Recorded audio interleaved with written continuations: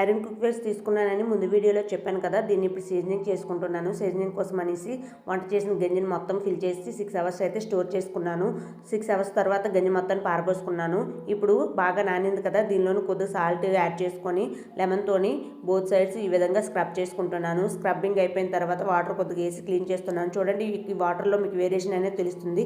దీనిలో ఉండే డస్ట్ను తుప్పు అనేది బయటకు వచ్చేసింది. ఇది ఒక స్టేజ్ అనమాట, ఒక స్టెప్.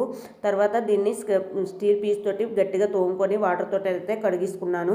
ఇప్పుడు దీన్ని పొడిగుడ్డుతో బాగా తుడుచుకుంటున్నాను. దీనిలోనికి కొద్దిగా ఆయిల్ యాడ్ చేసుకొని ఈ విధంగా అయితే బోత్ సైడ్స్ అప్లై చేసుకుంటున్నాను. ఇప్పుడు స్టవ్ ఆన్ చేసి దీన్ని హీట్ చేసుకుంటున్నాను. ఇప్పుడు ఆయిల్లో కూడా వేరియేషన్ తెలిసింది. ఇప్పుడు దీన్ని మళ్ళీ స్క్రబ్ తోటి తోముకొని క్లీన్ చేసుకోవాలి.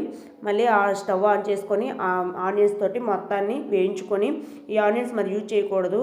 ఇప్పుడు దీన్ని మళ్ళీ స్క్రబ్తో తోముకొని క్లీన్ చేసుకొని డైరెక్ట్గా అయితే కుక్ చేసుకోవచ్చు. Thanks for watching.